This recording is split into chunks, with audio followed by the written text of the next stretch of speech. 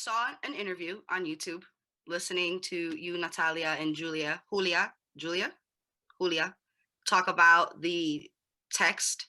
And something that really stood out to me was the notion of, in the 8 years or so of its creation at the time that you had given the interview, the world was shifting, not changing, right? The world hasn't changed necessarily, but the world was experiencing sort of these major shifts, and your want and need to bring queer women, characters, lesbian women, women who were not just, it wasn't just sex or love stories. It was actually showing like queer identity in a little girl that plays chess, or a 16-year-old person, or an older woman, right? Can you talk to us a little bit now, especially when we think about the shifts and we see what's happening, particularly in a cultural society right now? How does your book translate? How do you think it's lasted over some of these years and some of these shifts? Sure. Well, first of all, thank you very much. I really appreciate being here. It's my first international book club, I think. So for me, it's a pleasure to be here. And thanks for the beginning, Paula. I really needed that stretch and everything. That was really nice. So about the question, yeah, you know, when I started thinking about Amora, I think it was 2012 or 2013, and then it was published in Brazil. It was out in 2015. So yeah, it was a 2.5 years project. I mean, the time for writing it. And one thing that always concerned me was that I never found these narratives. I mean, they were there, they existed, but it was hard to find them. Especially because I grew up in the 90s and in the beginning of the 2000s, and internet was not a thing yet. Not in Brazil. I think internet was a thing in 2005, maybe. It was more popular, I guess. And then we started to connect the dots and try to find other books and audio and things, films or series and whatever, about queer people or lesbians specifically. So Amora came to me. I mean, I thought about it because I didn't have any of these references. So it is the product of a lack of references other than from the things I read. Of course, I read authors like Caio Fernando Abreu, that is somebody from here, from Brazil, Virginia Woolf, and others. But my knowledge was very short.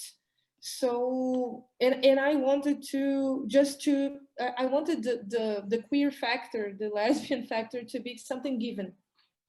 It was a choice before anything. So the stories would come because, and the characters, not because of their sexuality. The sexuality was there once the problem was thought over. So for me, it was something like that. And maybe that's why Amora lasted. So, or maybe can be still, it's still read with some importance. I think here, although we have major shifts in this last 5 years, I guess I can say, yeah, 5, 8 years maybe in Brazil. The last 5 years were really, really something that we started to not I can say also about art and queer productions in literature or films or series. In the last 2 or 3 years we have this boom. So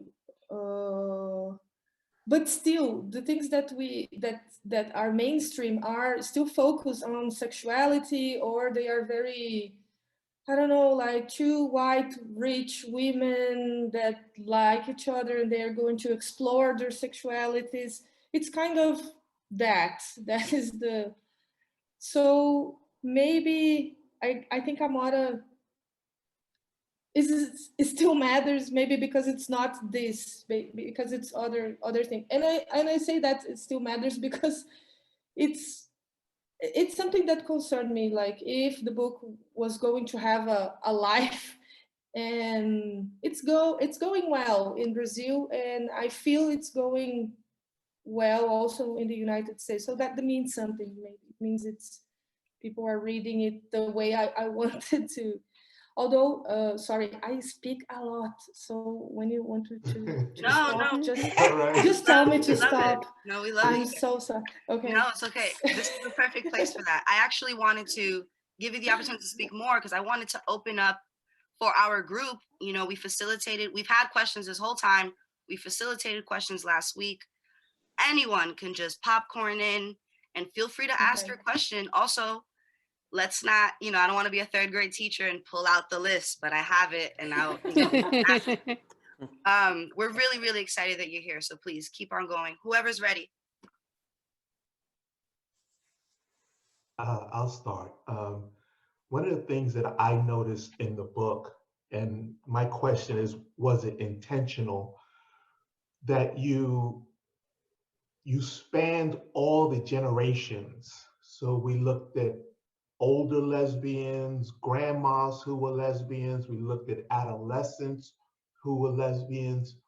Was that intentional? Like, did you feel like you must have three grandma stories and two academics, setting stories and three adolescent stories? Or was this just like the natural flow of how you were thinking Mhm. about being a queer woman in Brazil? Mhm. When I planned Amora, I thought I thought I wanted to have something like a panoramic view of Mhm. lesbian kinds, lesbian women. So I thought of the things I didn't see much in literature, in films, and soap operas and telenovelas. I mean, because here telenovelas are a big thing, right? So that what I was going for. But specifically, I had more stories for Amora, but then I chose the ones I thought were like more well written. But I had more stories. So maybe it's a coincidence that it's kind of balanced. But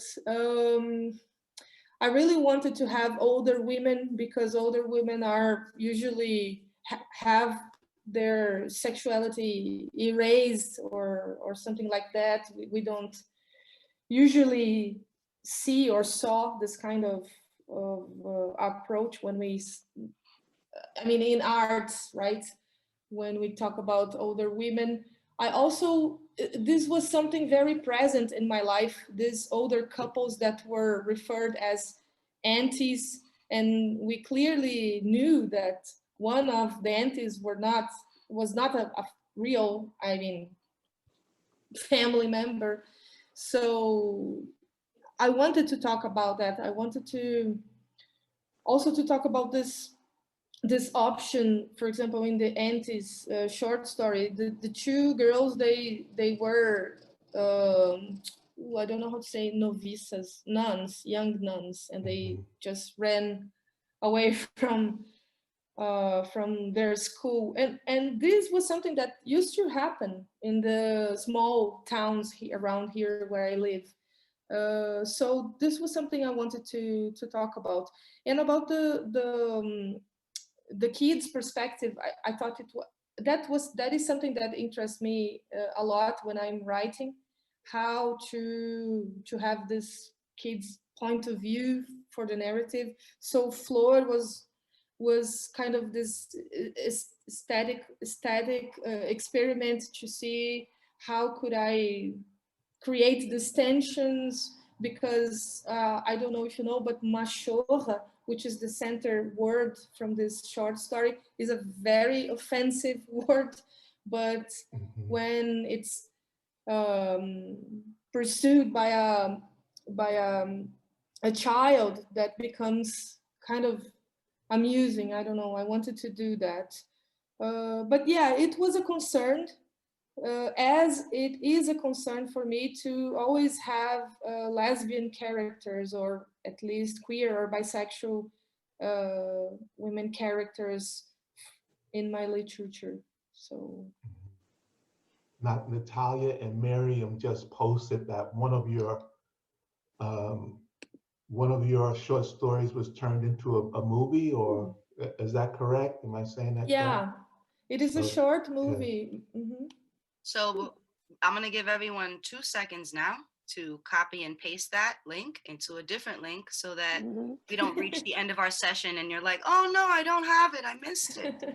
Take your 2 seconds now. But I'll save all the links in the chat. I can save them, so Great. But I'm still going to give you that time.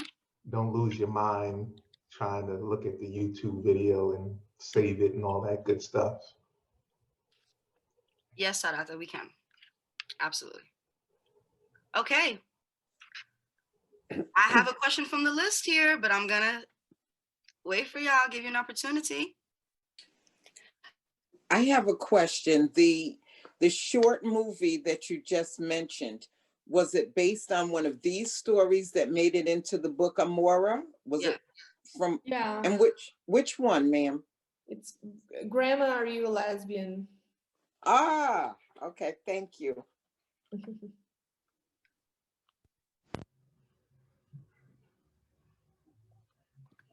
I think this is the title. Let me check. Yeah, it is. That is the title. Yeah, it is. Just checked as well. Yeah. All right, here we go. Here, I'm going to put us on blast. Natalia, Anais, thank you. Yes. Save the day. Well, I just wanted to say that we've been discussing the various short stories over the last 3 or 4 weeks. So I would say we all loved Grandma, Are You a Lesbian? Mm-hmm. We spoke a lot about a few of them. We spoke a lot about, that was one, and Floored, about with the word machora. We talked a lot about that word, and we used it as an opportunity to really kind of deepen our understanding of the experience of the homophobia and the way it can be vicious. And so I just wanted to give that back to you, since you haven't been, obviously haven't been part of those conversations with us, but I wanted to give that back to you because there were some short stories that we truly loved and talked a lot about in our conversations. I wanted to kind of answer Paula's question from before, which is like what stood out in the last set of readings. And I wanted to answer that question in this way, which is what stood out for me was how I experienced it. Was this, for me, it was a pretty dramatic shift in the other people mentioned that that the short stories were shorter, much shorter, but to me it wasn't just a thing about the shortness of it. I thought amazing that in an even shorter amount of writing, you were able to give a whole story. You were able to, I was very, very blown away by your ability to do that. And I would probably say for me, it's the first time I've ever read a short story in that way, that short, that impactful. And so my question around that was, you mentioned that it took you about 2 years, you said, something like that, to write these stories. Because originally my thought was, how many years, over which she wrote these stories? Because I saw such a, I would say, a development in your skill of writing, that the first set in the first half of the book, for me, they were more traditional in how somebody writes a short story. It's a linear story, and the content in each is different, but it's pretty much a linear story. Mm-hmm. And then the second set, the short, what is it called? Short and tart. They were not that at all. I mean, maybe one or two were, but this way, I was curious about the development for you of going to that way of writing. Like, how did that come out of your process? That you got to this writing of these series of stories in this style, that I would say is much more challenging, and to me express a higher level of skill of as a writer to, and your use, like it's almost like with less space, you had to do something different with the language. Like every single sentence mattered. Every single sentence was like, to me, it was like a piece of art. Um, it wasn't like you couldn't rely on just the narrative to impact on people. It was such a different way of writing. I was really impacted by that. And I wanted to just find out more about that process for you and how you came to discover and do that. Okay. Well, first of all, thank you very much for this compliment. I'm super flattered. Well, there are some things. First of all, I always try to do these exercises when I am writing, when I try to think of an object or describe an object, but trying to approach it with other senses. So I do this as an exercise, and actually, this not everybody like actually these stories, these short stories, because they are kind of fragments, but actually they are more similar to the ones that I have in my first book. My first book, now maybe Natalia, the other Natalia, is also a translator as I am, but we are never so good in translating our own works. So the name of my first book is Recortes para Álbum de Fotografia Sem Gente.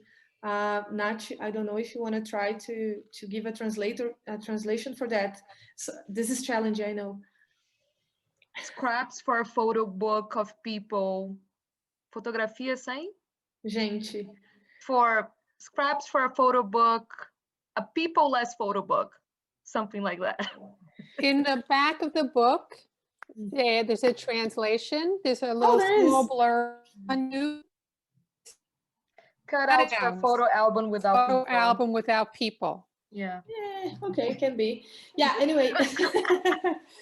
Julia, I love, someone mentioned the translator work. I love Julia's work on this book. And we talked a lot about the shortened art precisely because there were things that she said, I don't understand this sentence. And I told her sometimes, you are not supposed to. It is not supposed to be understandable. It's supposed to be like this. And I think this matters too. But these short stories, they are kind of something that I started doing. This is how I started thinking about literature, thinking about images. And maybe this is mostly because I love two writers that do this very, very well. One of them is Caio Fernando Abreu. I can write it in the chat. I don't know if there are translations of him. Probably. He is a queer writer from Brazil. He wrote during the 60s, 70s, and 80s. And he was one of my inspiration because he does these beautiful images that I think sometimes are a full story when you see them, when you look at them, when you stop to appreciate this assemble. I don't know. And the other one is Julio Cortázar, which is an Argentinian writer that also does this kind of imagetic prose. So I think those came first, but I think they are harder for people to like. I don't know. at least here in Brazil, it's not very, they are not very commented. And even in the United States, I had this reviews where people said that they were poems. They were not short stories, they were poems.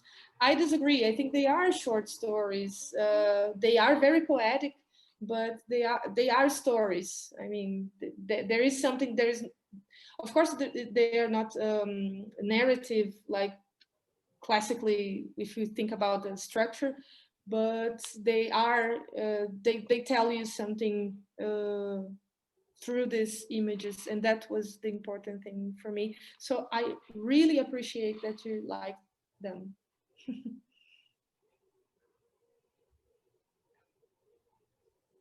The exercise that you talked about in sitting down and looking at something and describing it, it pays off for me. I mean, reading your short stories, I feel like I was in the middle of it. Like I could have been on the subway during Marilia Wakes Up. That was one of my favorites. The prose in the Farewell Inventory, A Story in Four Distances.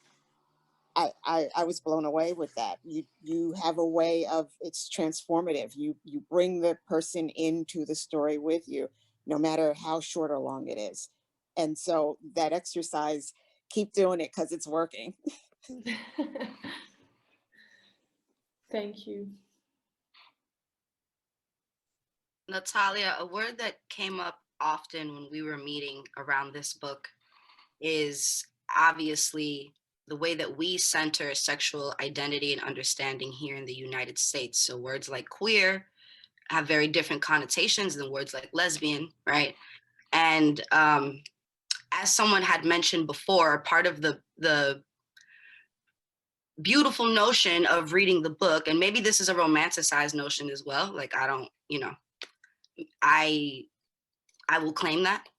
The idea that regardless of identity, one understands these elemental feelings of love, loss, discovery, gain, depression, joy, all of these different things, coming of age, getting older, like these are all universally human experiences that also happen to express a particular identity. And I wanted to know the differences in those terms, queer, lesbian, how do they affect the ways in which like audiences perceive your work? Or maybe they don't, right? Maybe you're like, I actually don't write with any of that notion in mind. So can you talk to us a little bit about that? Yeah, well, here it's kind of, I mean, queer is not something that we use or talk a lot, or maybe lately more, maybe. I'm not sure. But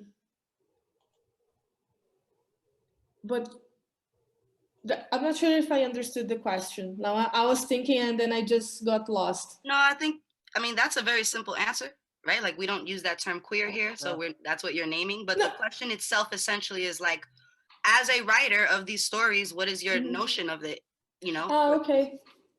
Yeah, well, but I think we do use it, but it's not as popular maybe as in the United States. And I think the meaning, it's kind of diverse. But for me, this is something important because first of all, I'm not sure if I believe universal notions. This is something that I've been questioning myself. When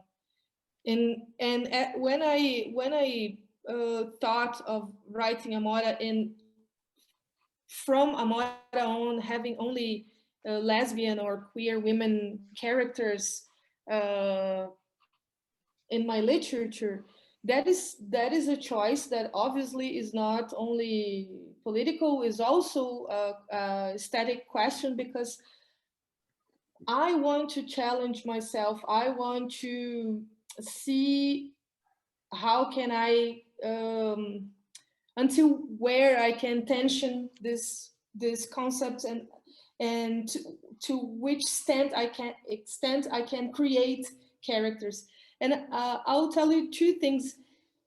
I decided to write lesbian characters from Amora on and from Amora on because I was asked two very simple questions, and one of them was asked by a very dear professor of mine. She said to me after I had published Amora, she read, she loved it. She's also a lesbian woman. And she said, well, now, what are you going to write about, Natalia? Because you already wrote about lesbians. So now you don't want to repeat yourself. And Oh then, my goodness. yeah, Whoa. exactly. Whoa. I was like, she was trying to be nice. That is the thing. She was not Right. trying to offend me in anything. And then I thought this was something that I should bear in mind because I thought she really thinks that I wrote about lesbians, and that is something that I didn't do. I didn't write about lesbian. I wrote with them. I wrote with Right. the characters. They brought me the story. So I think this is the difference that and this is how I see this production, you know, this lesbian literature, queer, and how this is important to me because I write with them, with this. And this is different because I can write about anything I want. Lesbian that goes to space, lesbians in the end of the world, that is my next book. Lesbians against zombies, that is the book I wrote collectively with some friends. So this gives me some perspective. All very, very compelling plot lines for me, I would name that. And thank you so much for sharing that notion because, I mean, you know, we all come in with our own experiences, our own perspective of identity. And I think being able to read Amora, this is, and I'm just naming this from my experience, y'all, don't beat me up next week when she's not here. But this is one of the very first times in book club that I've actually been able to expand and challenge with the group simultaneously, right? Like we get to challenge our growth around even how we consume and intake these stories. And part of that is your writing. So thank you. I have a follow-up. I'm chatty too, you see? I have a follow-up.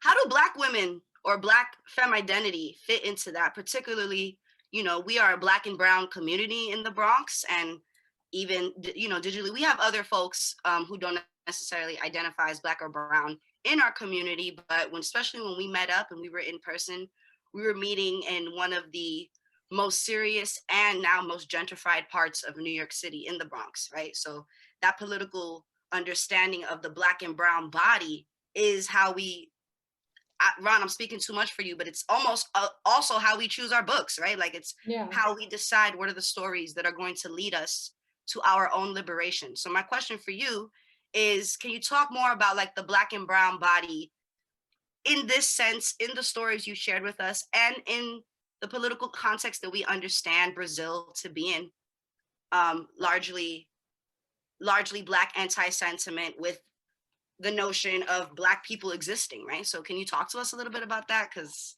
I know I'm so curious.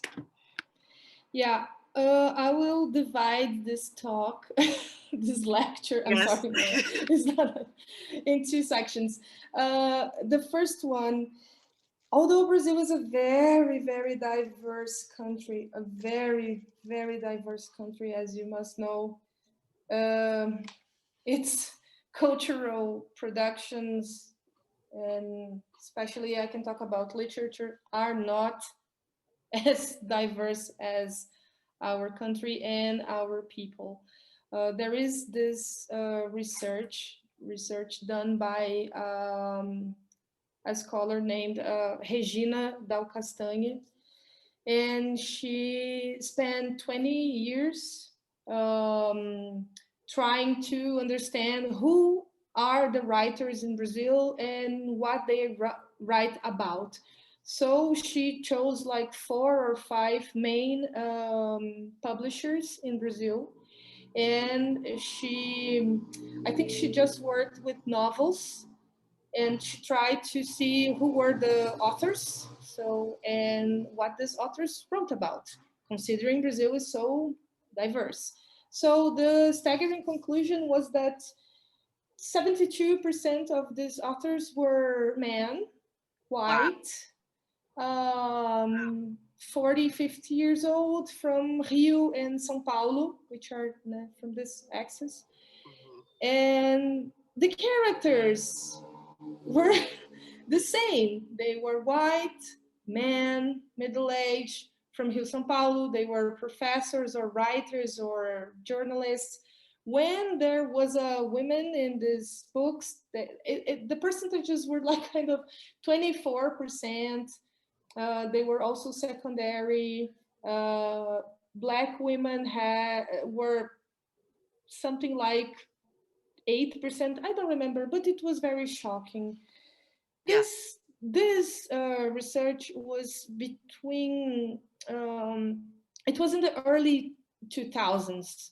So and main publishers, let's have this idea in mind, because from the last 5 years have changed this a lot. I work, I have a postdoctoral research right now, and I am trying to map lesbian and bisexual and transsexual and queer women writers to see this production and how things are changing.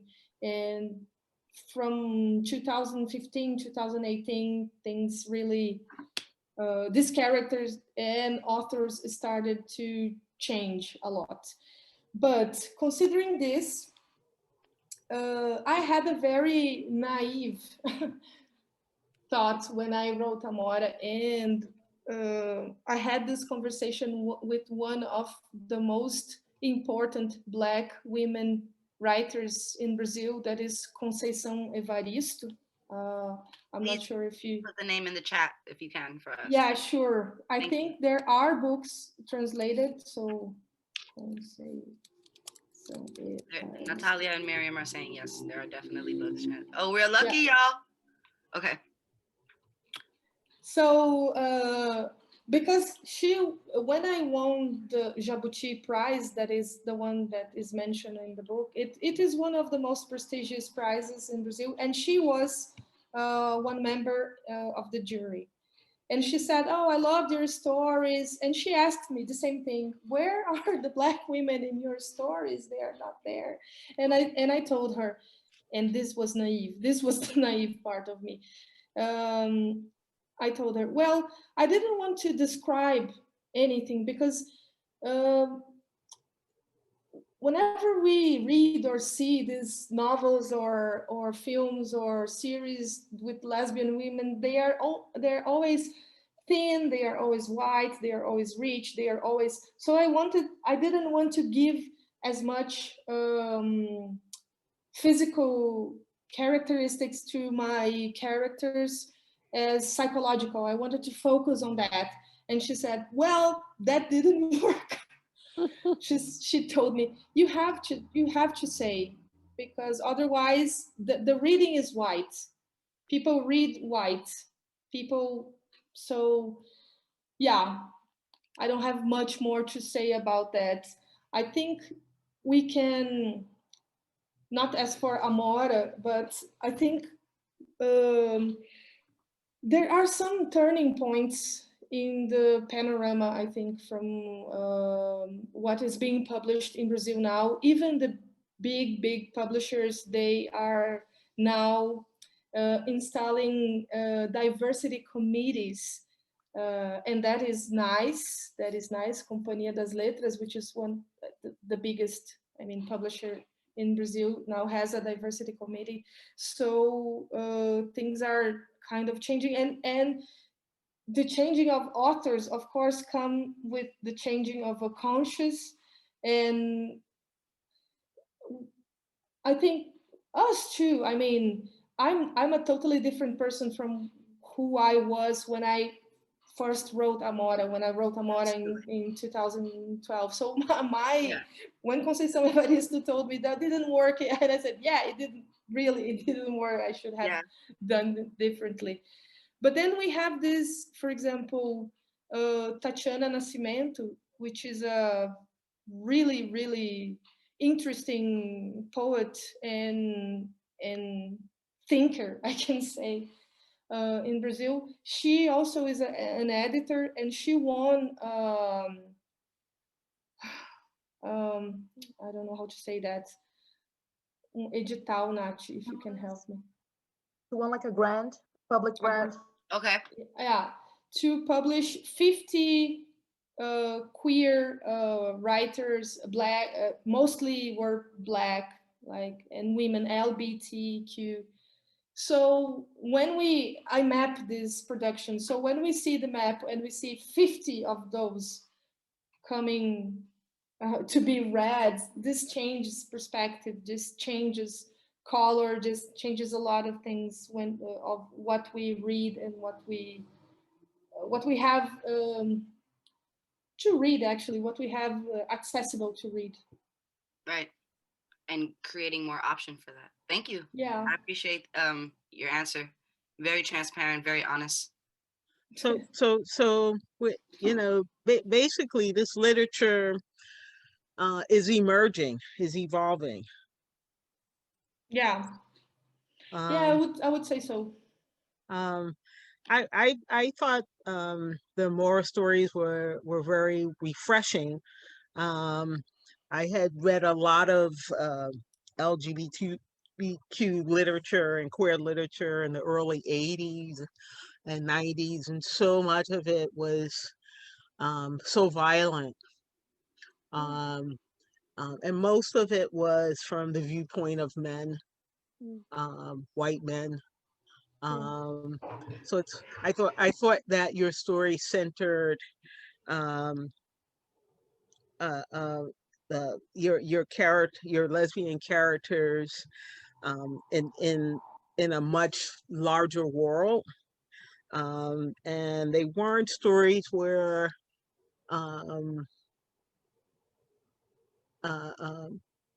they were characters among other characters. Sometimes the literature kind of beats you across the head.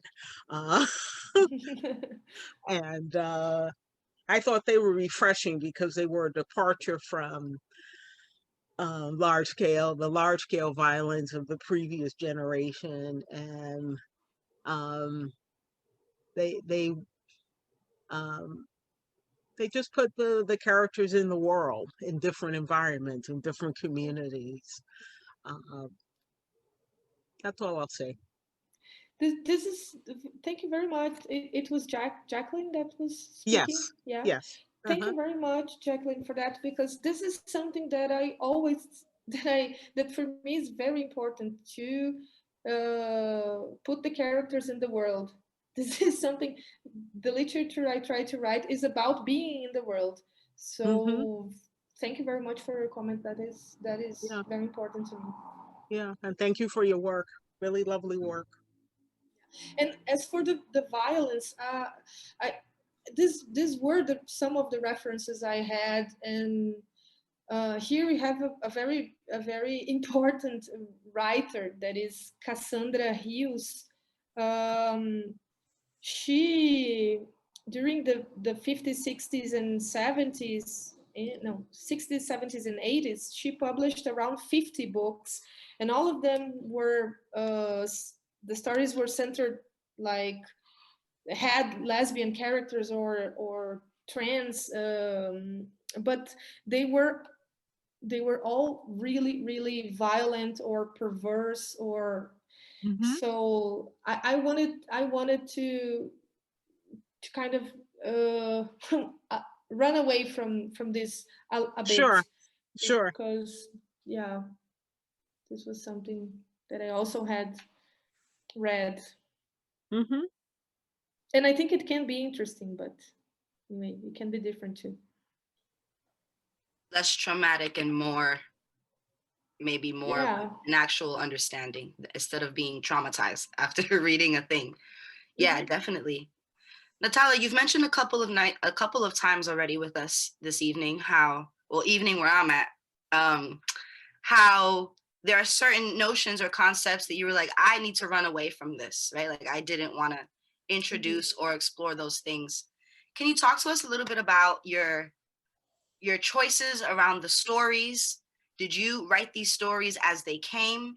were they already living somewhere and you were like, all right, I'm going to put them together? Because I think part of what we were trying to discuss as in community these last couple of weeks are, how do you choose to tell the arc or of a theme or of a notion with different stories? And I think we can name You Do It Beautifully. And can you just talk to us a little bit about that process? Oh, and adding in another, this is all from y'all questions. So don't, y'all looking at me, I didn't make these up. Y'all had these questions. Another thing I want you to consider, and that you can answer for us, is, did you have any stories that you loved, absolutely loved writing, that you were like, I know this is gonna go in my book? And are there any stories that you look back and you're like, hopefully not, but I am curious. Okay,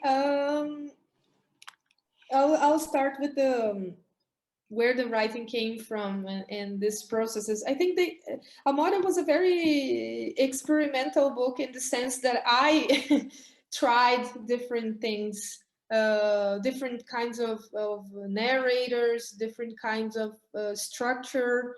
For example, there is the lesbian diaspora. I think it's almost like a drama mode. So I try lots of different things. There's an email exchange story.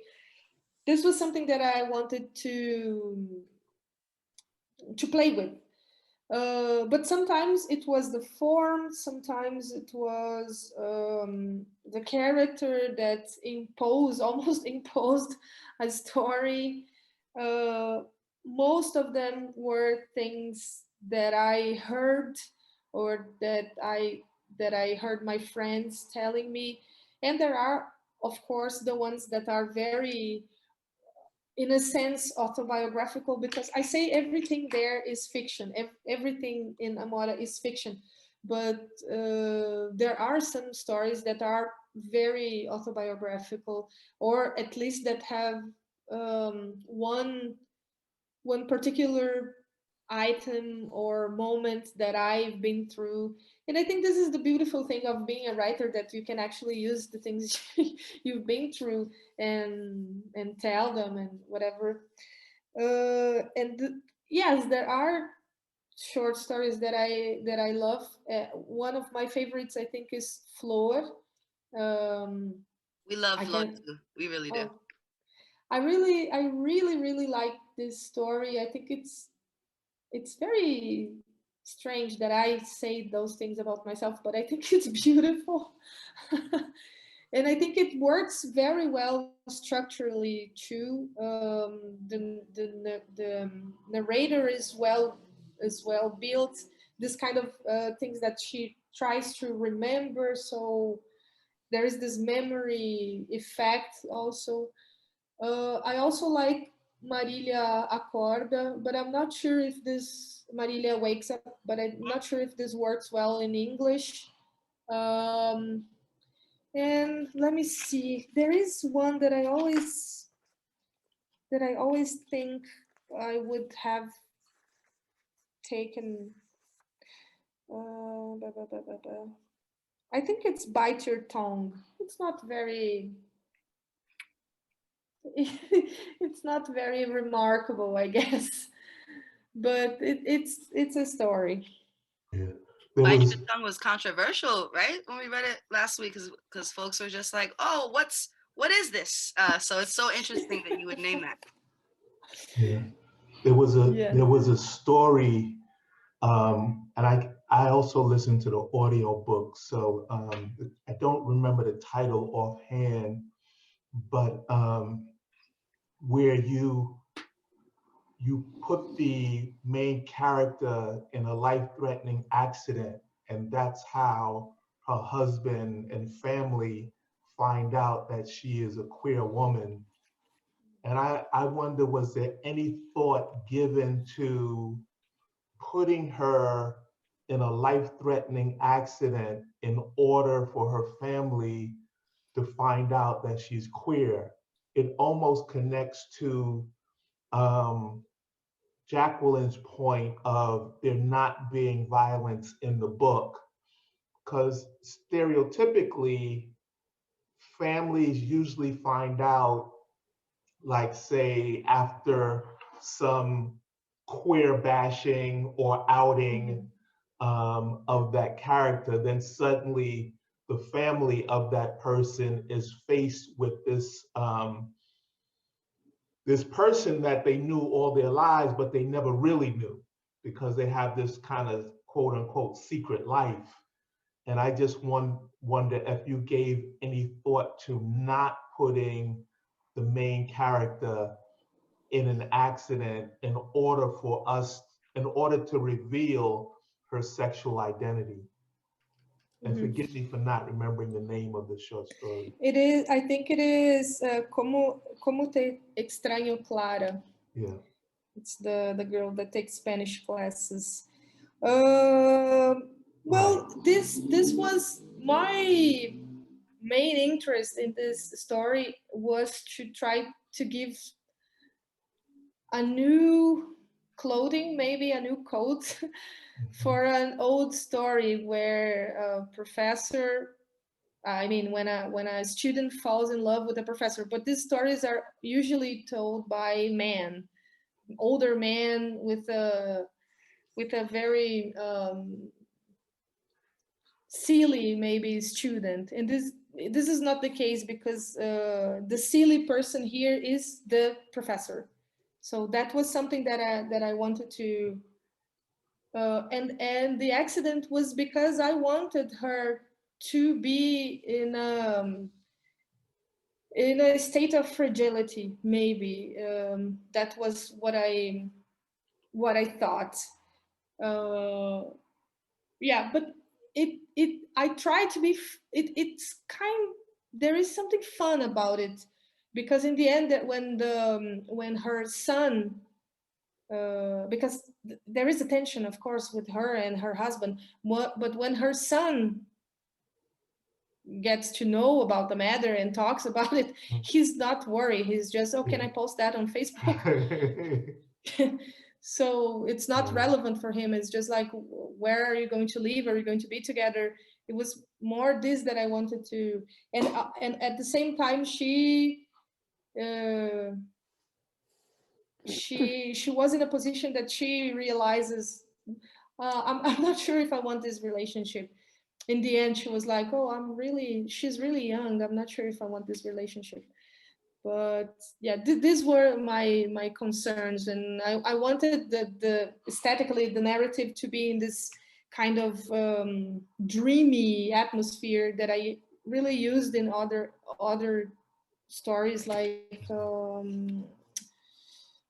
Rainfield's Demons, I guess. But I wanted to experiment with that.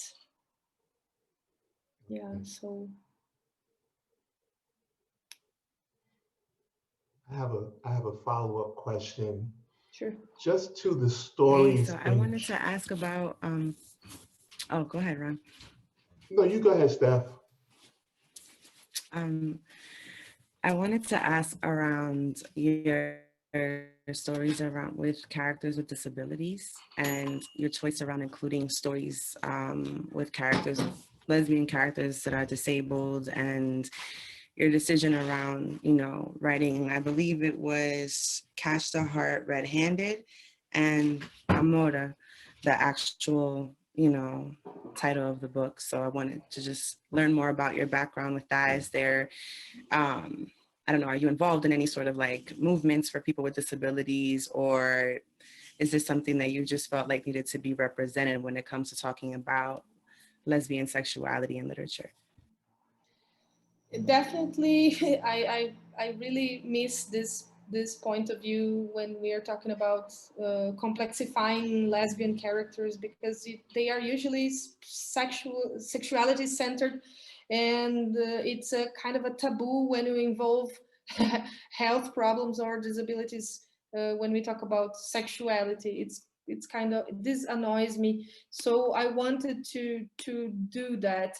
As for I don't remember the name of the story in English, Catch the Heart Red-Handed.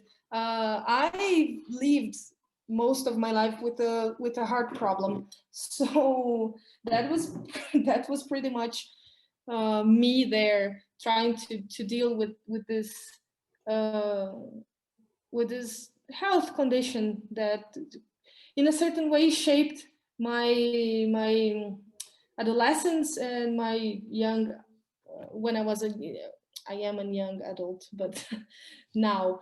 So this was something. You're laughing that I think No, you are I'm young. almost. No, Like, You're I'm young. almost. you are, yeah, you You're are, young. yes. you are. I'm usually telling them that I'm 105. That's why we're laughing, because we're like, oh, okay. Okay. No, because here in Brazil there is something, I don't know if this is in the United States is the same, but until you are 40, you're a young author. So I'm 39. This is my last year of being a young author. Oh no. This year, in August this year, I'm not a young author anymore. So Oh, I'm work it. yeah, but yeah, and this is something that I haven't really give a deep thought of this. And surprisingly, because it's something that it was involved with my life, and Mhm. but very surprisingly, lots of people come to me to talk about this, and Yeah. especially my next book, Control.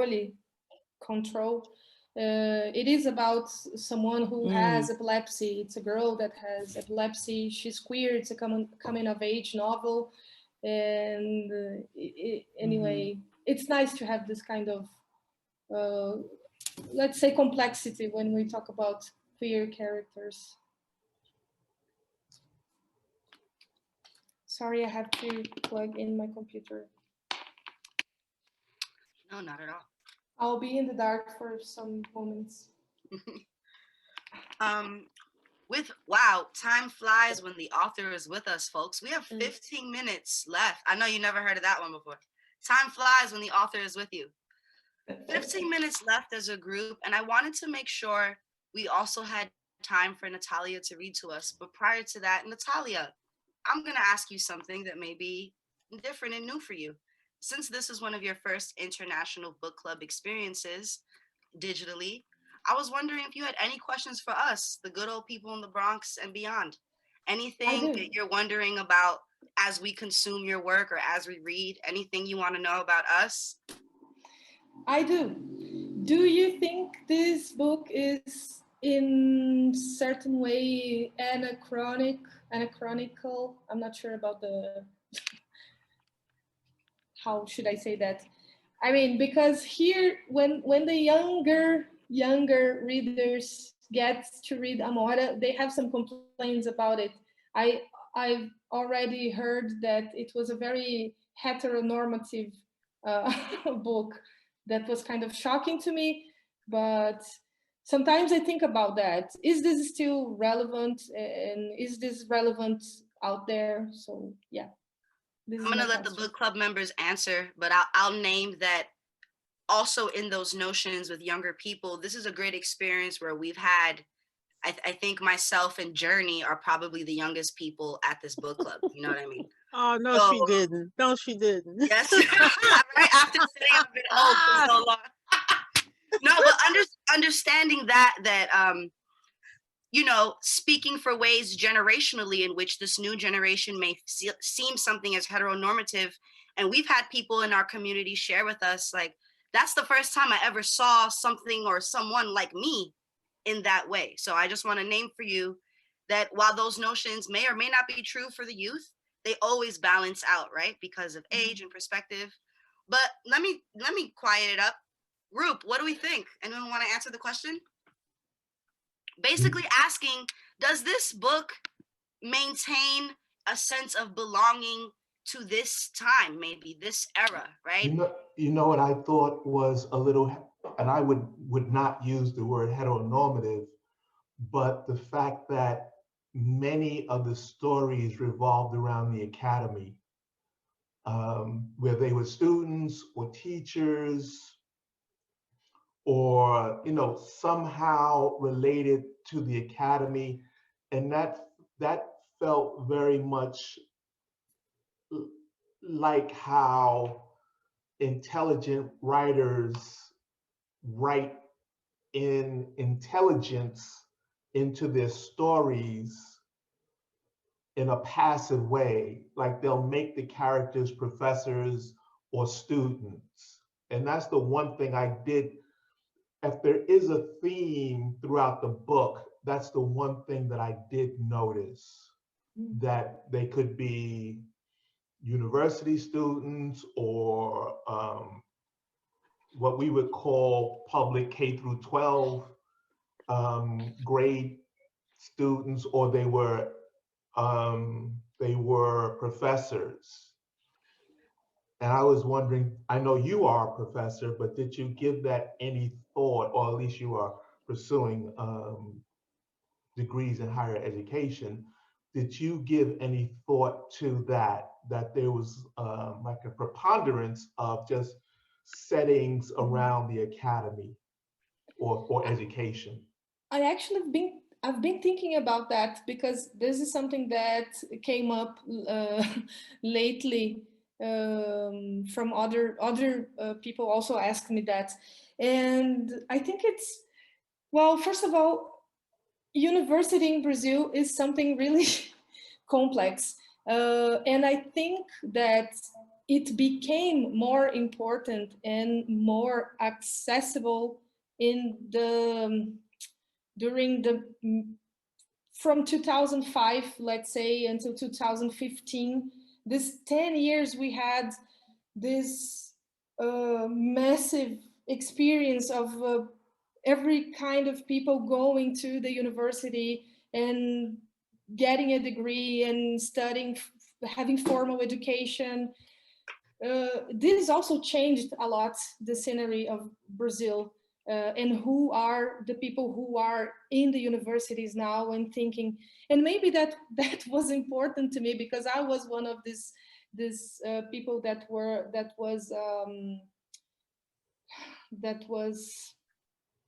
had the benefit of having a scholarship to go to university and to finish the studies. And now, I have a master, a doctor's degree, and all because we had this incredible system of public education, and if not public education, of scholarships, and a scenery that was very promising for technology, thinking, humanities. And that this is not in the book, of course, but in the last 5 years, or 6 years, it's being completely destroyed. So this is Is that under Bolsonaro? Yeah. This is before Bolsonaro, just before Dilma, just after Dilma was impeached, after the coup. We had this vice president, Michel Temer, and well, he started the things. He started to cut the money, the budget from education, and it became clearly there that it was a project to take these people out of university, to destroy the public university. So and they are succeeding. They are succeeding. This is very sad. Yeah. Wow. Thank So you. maybe Amora reflects a little bit of that.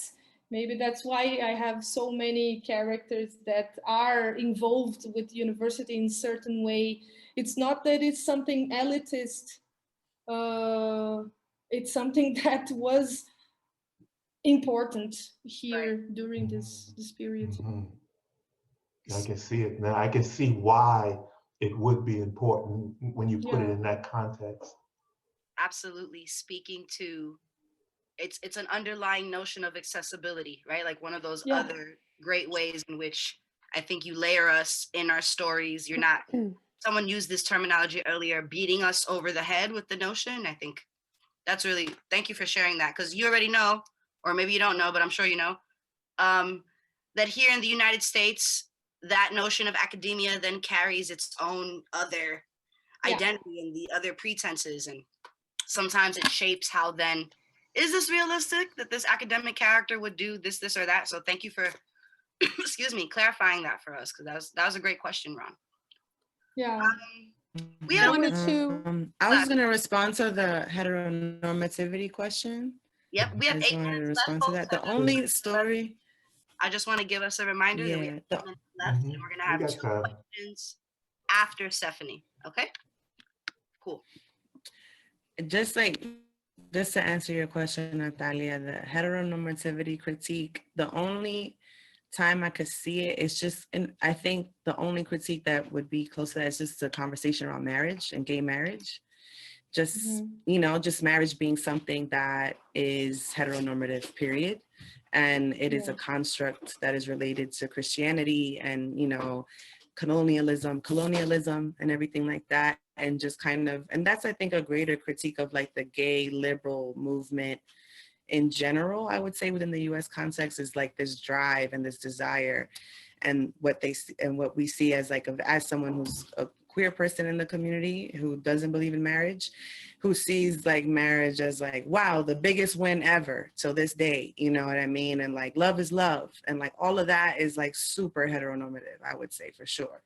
And I think like but I think the way in which you displayed that in the story didn't necessarily lend to it to be like, oh yeah, they're just trying to be like everybody else. I think the context of the hospital setting, the context of like, you know, that particular setting with the aunties, I believe.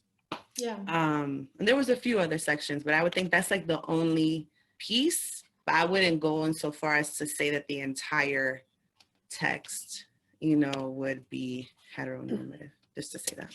But thank you. Thank you. Thank you, Stephanie. Yeah, and naming that, Ron, when he answered her question originally, did say, I'm not necessarily sure, but this is something that I see that can fall under the notion of heteronormativity. But I want to give you all a chance. Natalia also asked a broader term about anachronism, right? Is there anything, just bringing us back to that, is there anything in the book or any of the stories that stand out to you that feel maybe they don't belong, or it's inconsistent with the notions of what we're getting about the book? Natalia, is that what you were asking us before? Yeah. So I just want to redirect us. Is there anything that anyone wants to share and answer her question around? Yes, Anais. Yes. I actually felt very that I had something to say about that. This question about are the stories anachronistic? Young people, maybe in Brazil, maybe here, saying this is like it doesn't speak to our lives. It doesn't speak to what the experience of young LGBTQ people, how they live in the world these days. And I'm one of the people that over the last 3 or 4 weeks, as an older queer woman, have told a lot of stories that are off of the stories that you wrote, Natalia. I shared a lot of stories that were very relevant to my experience of the experience of having to be in the closet, of the years lost. And just so many of the stories were of an older lesbian or LGBT experience in the world, but how important it is that these stories be told. And I wanted to share, and I shared this with Ron on email, that while we were having that conversation last week, an email came into my inbox, and I don't remember how it came in, but it's about an exhibit that's taking place at a senior center in Brooklyn, a senior assisted living in Brooklyn, where a group of LGBT, and they do not want to use the word Q, the word queer, because these are people who are in their late 60s, 70s, and 80s, even into their 90s. There's 13 people who participate in this series of, I'm putting the link in for everybody else to be able to go back to them. It's a beautiful, beautiful exhibit that's done online with interviews and photos and written statements of. I got it, Anais. I have the link already. Yeah, and actually I'm putting it in because I wrote a little thing on it. And the most important thing, this is Black and Latino, transgender, lesbian, gay men, white, group of 13 older, senior LGBT folks who can't emphasize how important it is that people know the history, that this freedoms that we now have are built on the sacrifices and the brutality that older LGBT people were subjected to. And they, in this series, each person mentions their years lost, 40 years in the closet, 57 years, 16 years, 60 years. There are people here talking, they're 82 years old, and they came out when they were 60. So I just felt really compelled to add this to the conversation, that maybe you can take that, Natalia, when people raise that question with you, that we can, this is not an anachronistic book. It's a book that integrates the history of what it means to be LGBT today, is built on the backs of the people who had to go through this because we didn't have the liberties that people have now, that were granted because of the struggles and the fights and the activism, the incredible activism in the streets of the LGBT community over decades to get us to where we are now. So I just wanted to share that. Thank you very much, Anais. Thank you, Anais. Thank you. Without there being much else to name, Natalia, we would love to end our session. I'll give you an opportunity to grab the reading if you'd like. Yeah. Just go. So you want me to read in Portuguese? That's correct, right? I understood I correctly. believe that was the request. Okay, so I will just 30 seconds go and grab the book. Yep, go ahead. I have some announcements to make. Folks, while Natalia goes to grab the book, this has been a great journey. Let's give it up for ourselves before she comes back. Shout out to Amora. Shout out to prolonging and continuing on every Tuesday. I want to note some things. Since y'all are fancy pants and you finished the book, you should know that we don't have book club, or we're not going to be doing this book club. We have February 2nd, I believe. So next week we begin Olio by Tayimba Jess. We have Olio by Tayimba Jess. I'm going to send an email tomorrow to everyone. We're going to be having sessions February 2nd, 9th, and the 16th. On the 23rd, Tayimba Jess will be joining us, right? So let's make sure. This program will, that's all right. This program will be part of a bigger Black History Month program that we partnered with Lehman College to do some other programs. So I'll send a list to everyone. I did put a link in the chat, and I'll repost it also. But while it's on your mind, I know Ron is so good to y'all, and he's like, I'll take care of it, just stay present. But I'm gonna challenge us right now, while it's on our minds. If you're able to go into the chat, get the link, I'll repost it on the bottom. It's One Book One Bronx / Lift Every Voice, and check out what One Book One Bronx is doing in collaboration with Lehman. The library, it's the library at Lehman, right? It's the Leonard Lee Library. Yeah, the library at Lehman College. African American History Month is very important. Particularly this year's initiative focuses on poetry. I know how y'all love it. So please, if you have the chance, if you're computer capable, just click that link open now and give it a gander after you take a shower before you go to bed. After Natalia reads to us, we're gonna say goodbye, we're gonna say thank you, and we're gonna hop off. So I just wanna tell you all, I love you so much. This has been an amazing experience. Natalia, thank you for blessing us with your presence. Natalia and Miriam, thank you so much for joining us as well. Natalia, whenever you're ready, take it away. Okay, well, thanks for the opportunity for being here. I loved it. I really, really enjoyed it. So I will read Flor. The name, actually the title in Portuguese is Flor, Flores, Ferro Retorcido, but I'm going to read right in the end, okay? Flor. O nome dela era Flor, e ela parecia mesmo uma flor. Na verdade, o nome dela era Flor Linda. Eu perguntei para a Celoí no dia seguinte e comentei sobre a história da doença. A Celoí revirou os olhos como quem chama alguém de ignorante, não disse nada, me pegou pela mão e me levou até o quarto dela. Pegou um ursinho peposo e 2 Barbies. Muito bem, não eram Barbies, eram imitações, mas davam para o gasto e serviram muito bem para o que ela me explicou. Ela pegou uma boneca e um ursinho e começou a explicação. Esse é o homem e essa é a mulher. Quando os dois se amam, vão para o quarto e ficam assim. E colocou um em cima do outro.